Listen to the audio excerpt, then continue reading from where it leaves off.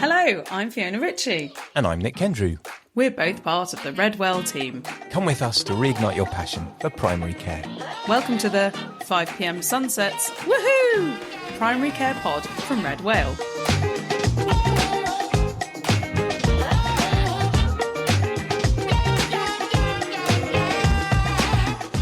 The Primary Care Pod from Red Whale.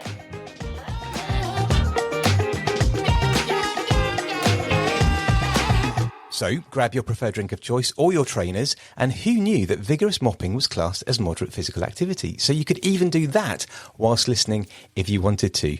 Here's what's bubbling up as we dive in search of the rest of our pearls for this month. Spotting spinal cord compression and cauda equina syndrome. Spinal cord compression and cauda equina syndrome are on our long list of things that we never want to miss. They're uncommon presentations, but they cause us a lot of anxiety. This anxiety is rational.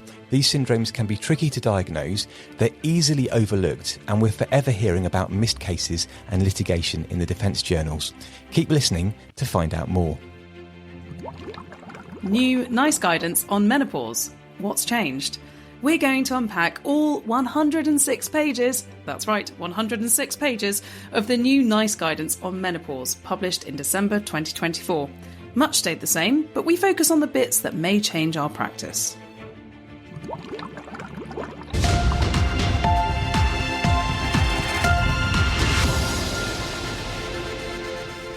And we start this week with our third pearl of the month, and that's spotting spinal cord compression and cauda equina syndrome. Symptoms of spinal cord compression and new or deteriorating cauda equina syndrome are both medical emergencies that require same-day referral from general practice. This has been a popular topic on our GP update and urgent and on-the-day care courses this season, and NICE updated their metastatic spinal cord compression pathway in 2023. So we wanted to share the article as a pearl. Now, this one took me 18 minutes and 18 seconds, and it took Fiona 15 minutes and 10 seconds. So again, much quicker than me. And another longer read. So I'm feeling like we need some comfort food here. So maybe a latte and a cinnamon bun, or even a hot chocolate and a cinnamon bun. Oh, that sounds good. Check your continuous glucose monitoring on that. No? Well, yeah, exactly. So whilst I'm tucking into that, Fee, what did this one mean for you? Well, this was the one that surprised me. Now, there's a lot of familiar stuff in there, so don't panic. But there are a few bits that we need to be kind of wary of. And I think what's helpful is going back to basics to start. Yes, I'd certainly agree with that. So let's think about anatomy first. And if you want to spend a bit of time refreshing your memory on the relevant anatomy and neurology, then it's all there waiting for you in the written pearl, including a fabulous table summarising upper motor neurone versus lower motor neurone features. Now, if like me, you've been trying to find a way to properly cement this since your university days, which was a while ago for me, then here finally is an easy way to remember it. So as a rule of thumb, spinal cord compression causes upper motor neurone features and cauda equina compression causes lower motor neurone features. Both have weakness or paralysis, but upper motor neurone, things tend to go up, so increased tone, brisk reflexes, upgoing planters, and lower motor neurone, things tend to go down, so reduced tone, reduced or absent reflexes, and downgoing planters. So there you have it. Great, thanks, Nick. So the first thing that surprised me was around red flags. These are the kind of things that are engraved into our grey matter since training days, but I was interested to learn that across the various guidelines on back pain, there was considerable variation. In fact, a systematic review looked at 8 guidelines and found that none of them shared the same list. Yep, I know. So to try to help, we're going to share a selection of red flags with you from the guidelines from the BMJ in 2013 and from the National Suspected Cauda Equina Syndrome Pathway, which is from Getting It Right First Time in 2023. Now, the full links are in the show notes. So let's consider cancer first. A past history or active cancer diagnosis, including myeloma, should alert us to this. Back pain red flags can occur with any cancer, but breast, lung, prostate, renal and gastric have a reputation for bony metastases. We should look for gradual onset and progressive symptoms, Pain may be unremitting, worse at night, worse lying down because simple mechanical pain is often eased by lying down, worse on straining, for example coughing, sneezing or straining on the loo, midline tenderness over the spine may be present, and there may also be weight loss, and age of 50 years or over is also significant. Next, we should consider infection as a back pain red flag, and here we're talking about discitis, osteomyelitis or an abscess, and it may present with fever. Risk factors would be diabetes, IV drug use, TB, HIV or recurrent urinary tract infection, and also immune compromise from drugs or disease. Fracture could also be a back pain red flag, and it may present with a history of trauma. So that could be minor, for example, coughing or lifting, especially if the patient has known osteoporosis, or could be major, for example, a road traffic accident. It might also present with sudden onset severe midline pain, which is eased when lying down. And rarely you may find a deformity, for example, a step between the vertebrae. There might be point tenderness over the bone. Bilateral sciatica is something that has always rung alarm bells in my head since I was a very young house officer. House officer? Yeah, clearly I'm very old, but moving on, bilateral sciatica may suggest cauda equina syndrome, and it may present with sudden onset bilateral radicular pain or unilateral sciatica, which progresses to bilateral without cauda equina syndrome symptoms. So, let's look more closely at cauda equina syndrome now. And what I want to draw out here is the difference between early and late signs, both in how they present and the difference they make in terms of management. So cauda equina syndrome is due to the same range of things that can cause cord compression. So cancer, which might be primary or secondary, trauma, degenerative spondylosis with myelopathy, central disc herniation, or infection, such as spinal epidural abscess or spinal tuberculosis. It just happens at a lower level, i.e. beyond the end of the spinal cord. A central disc prolapse at L4-5 or L5-S1 is the most common cause, but it can still be due to trauma, cancer, fracture or infection. There are early and late signs for cauda equina syndrome presentation, the early signs being altered saddle sensation, so tingling, pins and needles. Altered sensation of micturition, so we should be asking, does it feel normal when you pee? A delay or difficulty opening bowels or initiating micturition. Change in erections or vaginal sensation. And patients may not tell us this, so we must ask. Back pain, with or without sciatic pain. And bilateral sciatica may be present. Now, late signs would be saddle anesthesia, and these patients are more likely to have permanent bladder paralysis. Incontinence, this is overflow because people go into retention first. Severe progressive bilateral neurological deficit in the lower limbs. Lower motor neurone signs and loss of anal tone. Now, this brings us neatly onto the topic of rectal examination. Since medicine was invented, rectal examination and anal tone have been enshrined in these surgical textbooks as a cornerstone of examination. But does rectal examination have any actual diagnostic value for cauda equina syndrome? No. In 2013, the British Journal of Neurology published a study from a brave team of researchers who challenged this doctrine and reached the conclusion that it had no significant value in the diagnosis. The presence of anal tone does not rule out cord or cauda equina damage. However, the absence of anal tone should make you worry and admit immediately. In 2009, the BMJ told us that the timescale of development can alter how cauda equina syndrome presents. With rapid development of signs, there is a sudden change, which prompts the patient to seek advice. And it's easier to spot because there are red flags everywhere. Whereas with intermediate development of signs, there's been pre-existing back pain or sciatica for a few weeks. Later, the patient develops new red flag symptoms that were not present at the initial acute assessment. So this shows how safety netting is vital. Exactly, and we'll come on to that in a second. When the patient has chronic low back pain and or sciatica, the patient and clinician become somewhat acclimatised to ongoing pain. Red flag symptoms may develop slowly, so alarm bells may not ring. This is very hard to spot early, especially in those with pre-existing bladder symptoms. Always ask, even in well-known patients. Education here is key. Now, neurosurgeons divide cauda equina syndrome into two types. But why does this matter to us? Well, it's helpful to understand how our detection of the type of CES can help down the line. So incomplete, or CESI, is where there is reduced urinary sensation but no established retention or overflow. And cauda equina syndrome with retention is where there is established urinary retention. And the aim is to treat patients before they develop retention.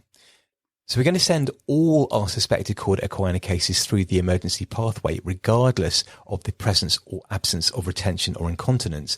But neurosurgeons may decide not to operate acutely in those with the cauda equina syndrome with retention.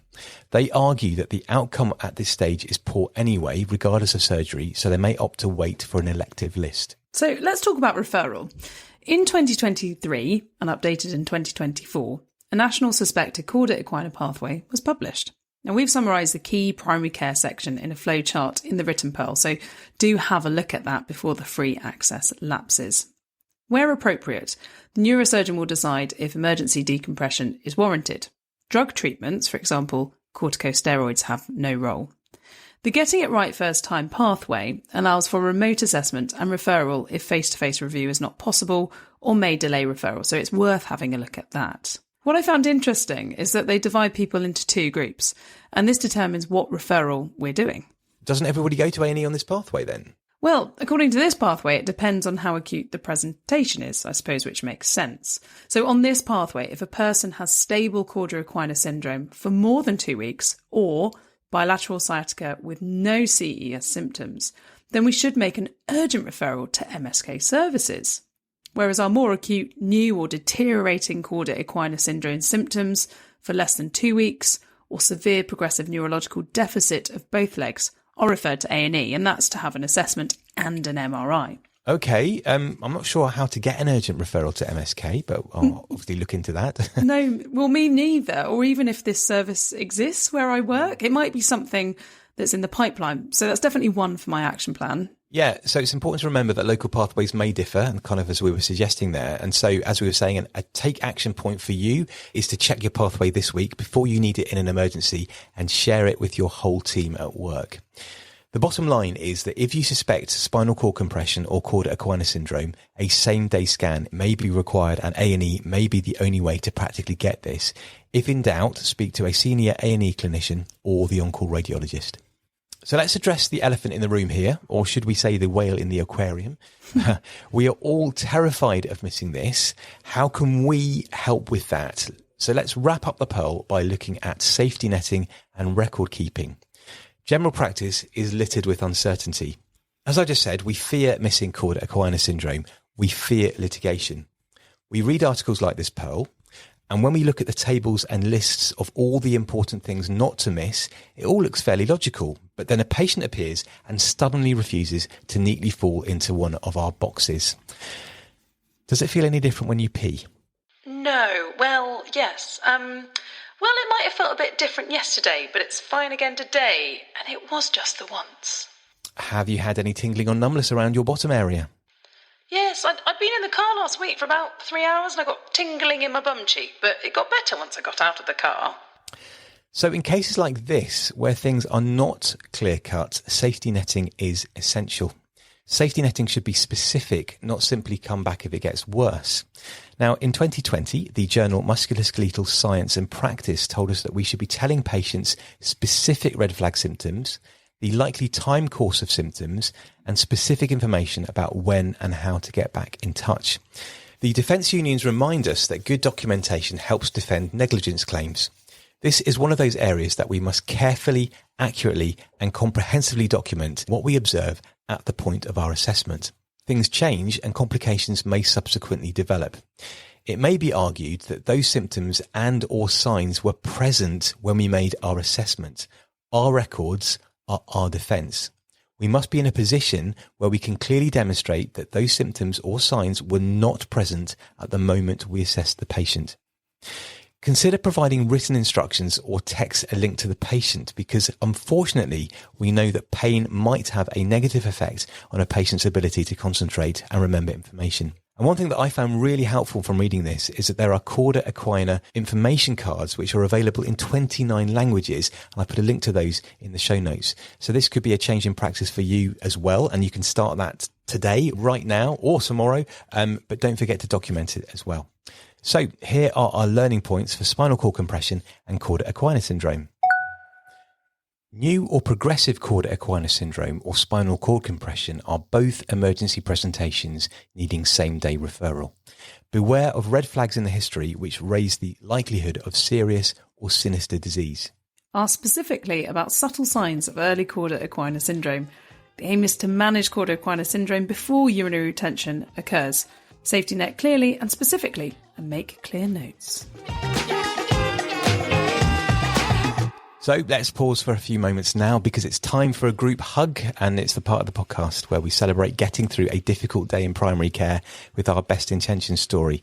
So thank you for all of you that emailed in. And also we had a particularly lovely bit of feedback recently where somebody actually messaged in and said that listening to the podcast helps them through a difficult day at work. And that really kind of got me. So that's really one of the reasons why we do this. So thank you for that.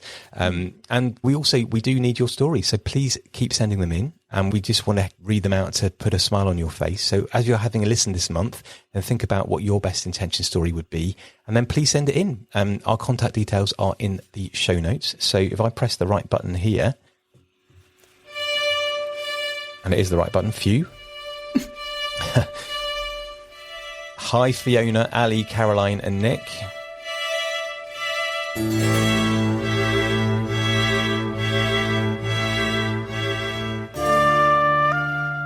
I'm really enjoying the podcast and I listen to every episode, usually whilst I eat lunch at work, which leads me to my best intentions story.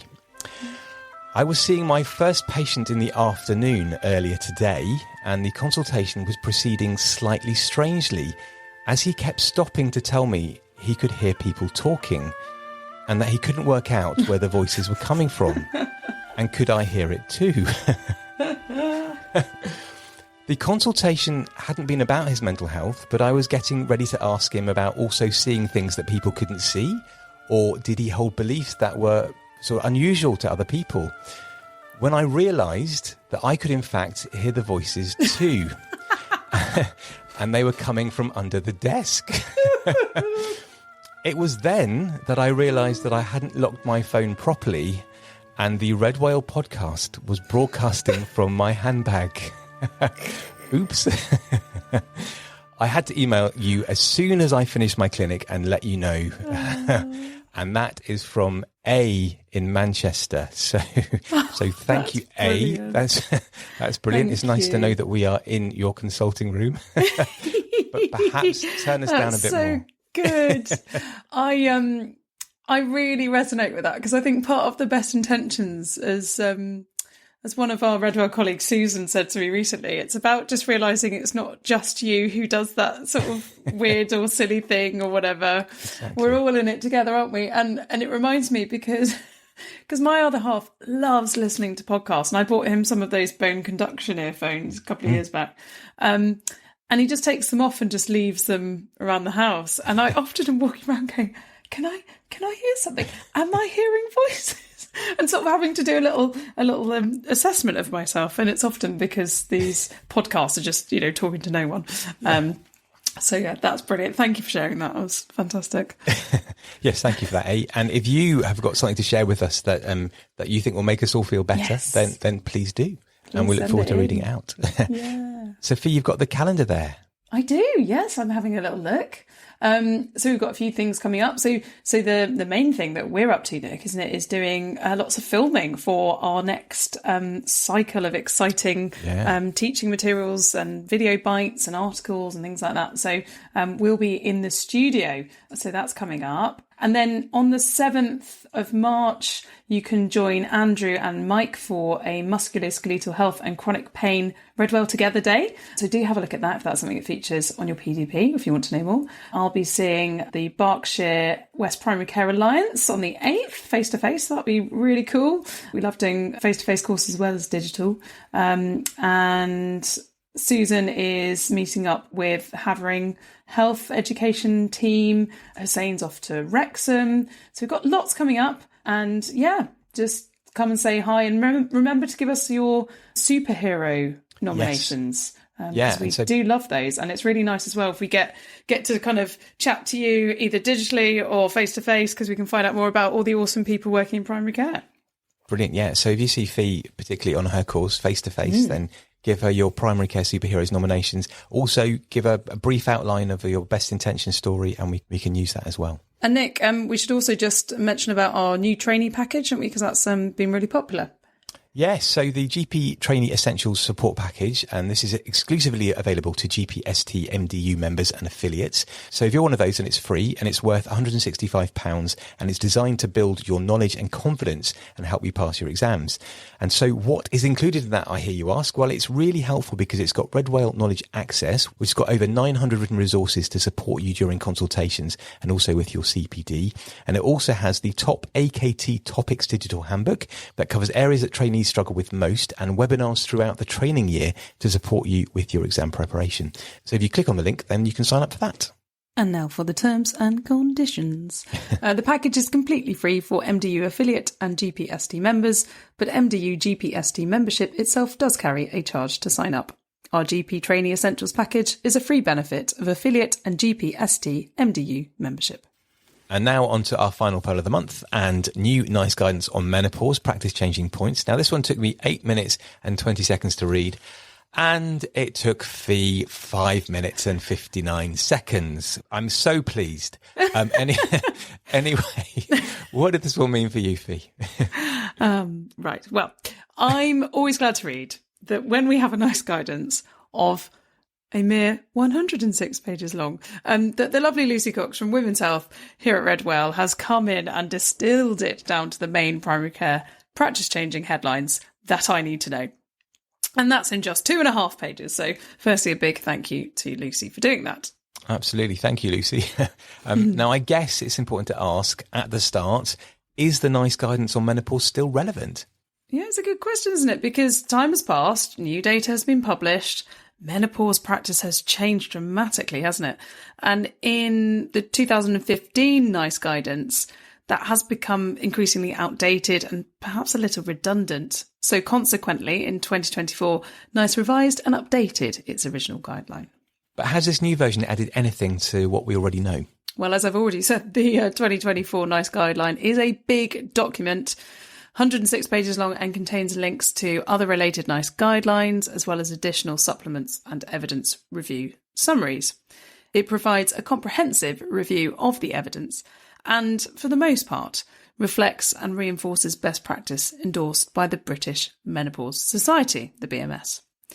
In this Pearl and its associated article on Red Whale Knowledge, we don't summarise the whole document because many of its recommendations are not new and are already covered by our other menopause articles. Instead, we thought it would be more time efficient, excellent, to include the main practice-changing areas which may be new to us in primary care. And this is all from the NICE 2015 updated 2024 guideline NG23. So our first practice changing point is CBT for vasomotor symptoms, depressive symptoms, and insomnia. Now, NICE recommends menopause specific CBT. What is that, I hear you ask? Well, here's what NICE say. They say that they recommend it as a treatment option for vasomotor symptoms alongside or instead of HRT, for depressive symptoms if associated with vasomotor symptoms, and for insomnia associated with menopause. Well, that sounds great, Nick. But what's the evidence base? Okay, so NICE has based this recommendation on 14 RCTs, which compare CBT with treatment as usual, in inverted commas. Now, this includes no treatment or non-hormonal treatments. Now, NICE found the data to be low in quality, but justifies its recommendation given that CBT is a safe intervention with few adverse effects. I mean, that is a good point, but is it available? Because I'm struggling to get people into just standard CBT. Yes, a very good point. Now, by menopause specific, NICE means CBT, which is tailored to an individual's symptoms.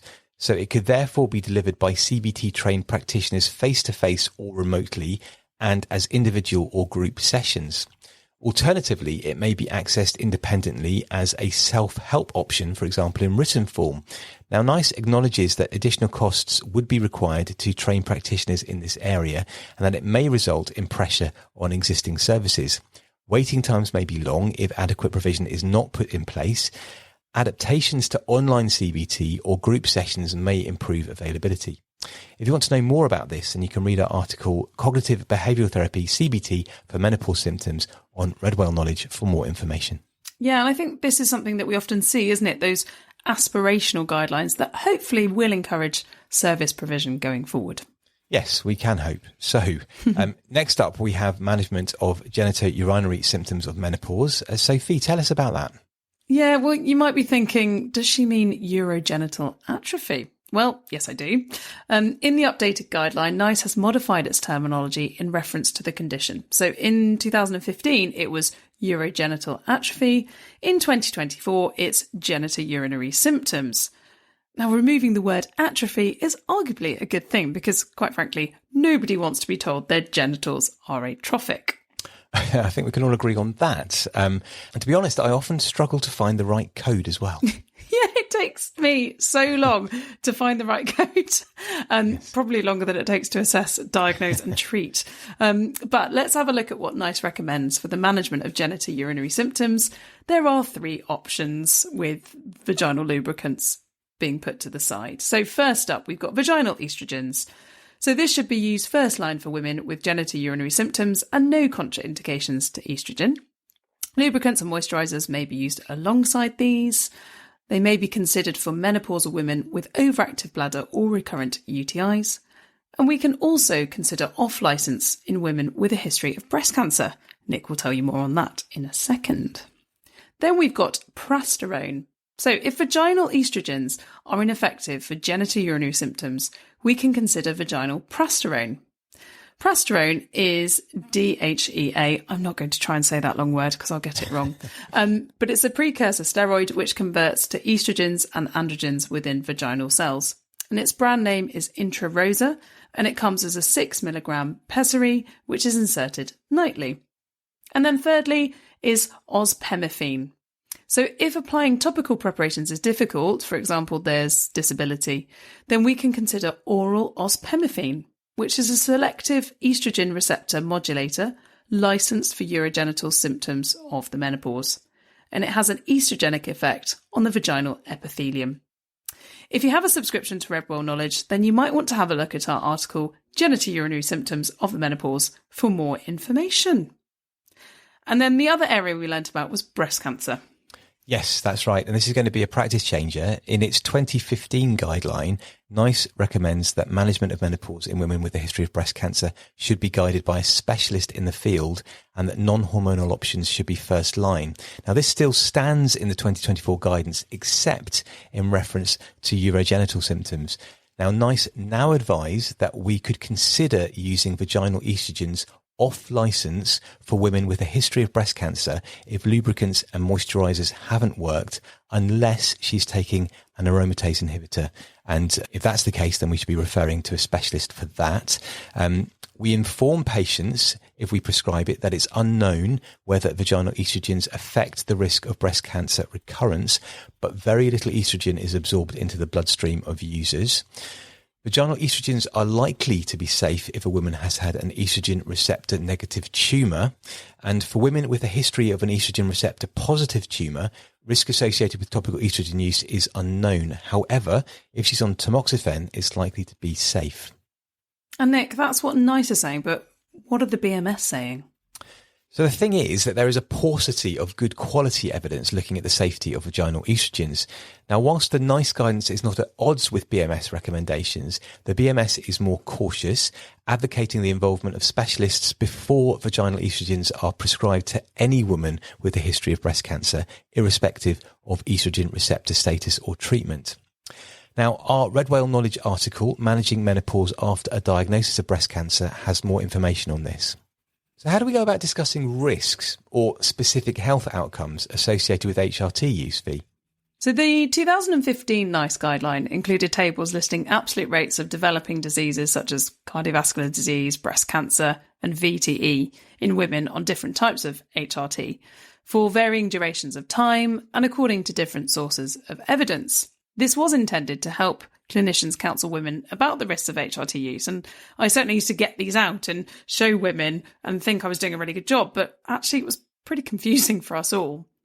So in the 2024 guidance, it still has tables, but they now refer to specific health outcomes rather than risks. And this is probably a reflection that some types of HRT increase the likelihood of a certain disease and other types reduce it, as with endometrial cancer. But it may be also because a specific health outcome sounds much less scary than a risk. The information in the 2024 tables is laid out more clearly, with links to a document titled HRT and the Likelihood of Some Medical Conditions, a discussion aid for GP and patients. This contains visual decision aids displaying the likelihood of developing a particular disease on HRT compared with non-use. And it's helpful and clearly laid out, but is also 39 pages long. So overall, the message is similar to that from the 2015 guideline and the BMS's position, which is that there may be small risks associated with HRT use, but this is usually outweighed by the benefits in a symptomatic menopausal woman. And our HRT Gems contains a much smaller table on counselling for HRT, which you'll be pleased to know, and that summarises the main risks and benefits and maybe a more time-efficient resource for our consultations. So clearly Lucy Cox from our women's health team is a superhero for doing all of that. So she's managed to combine down 39 pages to a little bit onto a gem. So that's brilliant. So that's why it's always in my armoury, often stuck on my wall, ready to be able to use whenever I need it. And I'm also always interested to hear about what the BMS think about any new developments in the field of menopause. And their position statements after the Davina documentaries were very useful at the time when they all came out. Now, following the publication of the NICE guidance, the BMS responded with a statement in which it welcomed the new guidance, particularly its focus on individualised care and patient safety. However, the BMS highlighted some concerns regarding the interpretation of, as well as exclusion of, some evidence surrounding the risks and benefits of HRT. They also pointed out two substantive errors regarding ovarian cancer risk and breast cancer mortality, which overstated risks. And they stated that it had challenged some of these interpretations and conclusions when the draft guidance was made available the previous year. And I've put a link to that statement in the show notes. So here are our learning points on the NICE guideline on menopause 2024 practice changing points. Offer menopause-specific CBT as a treatment option for vasomotor symptoms alongside or instead of HRT, as well as for depressive symptoms and insomnia. If vaginal estrogens are not effective or practical for genitourinary symptoms, then we can offer vaginal progesterone or oral ospemifene as second-line alternatives. If women with a history of breast cancer experience genitourinary symptoms which are not relieved by moisturisers or lubricants, we can offer vaginal estrogens off-licence unless the patient is taking aromatase inhibitors. There is limited data to inform us about risks of recurrent breast cancer with vaginal estrogens, but the doses are very small. There may be small risks associated with HRT use, but these are usually outweighed by the benefits in a symptomatic menopausal woman. Now, if you're hankering after a Red Whale Knowledge subscription, then we're offering a 10% discount on Red Whale Knowledge for our Red Whale pod members. And how do you become a member, I hear you ask? Well, if you're listening to us, then you are part of our pod. So hello. And all you have to do is go to redwhale.co.uk, put Red Whale Knowledge in your basket and enter the code RedWhalePod to get 10% off. And here's the small print. The discount code is only for this product and it won't work on anything else. But please also note that this voucher code is all one word and all lowercase, RedWhalePod. And if you've enjoyed listening, then please give us a 5-star rating on whichever platform you use. It only takes a few seconds of your time and we really appreciate it. If you can spare a little more time, then please leave us a nice review too. We've had some lovely ones recently. Because of the way the algorithms work, it means that other people, just like you, can discover us. And of course, putting algorithms aside, there is no greater recommendation than a word of mouth recommendation. So if you've got some value from listening to the podcast today, then don't keep it a secret. Please tell everybody that you know who might benefit from listening. All the resources that you need are in the show notes and all the links are in the show description on your preferred podcasting platform. You can also find us on social media. We're on Facebook, Instagram, LinkedIn and X. And if you want to see something about the podcast, then please use the hashtag #RedWhalePod. The other thing that you can do if you click on the link in the bio is to leave us a voice message telling us about anything that you found helpful or would like us to go over. And you can also email us. Our address is podcast@red-whale.co.uk. Until next time, I'm Fiona Ritchie. And I'm Nik Kendrew. Remember to keep Red Whale knowledge open on your desktop at work, so we're with you when you need that little bit of extra information or reassurance. Take care and look after yourself. Bye-bye. Goodbye.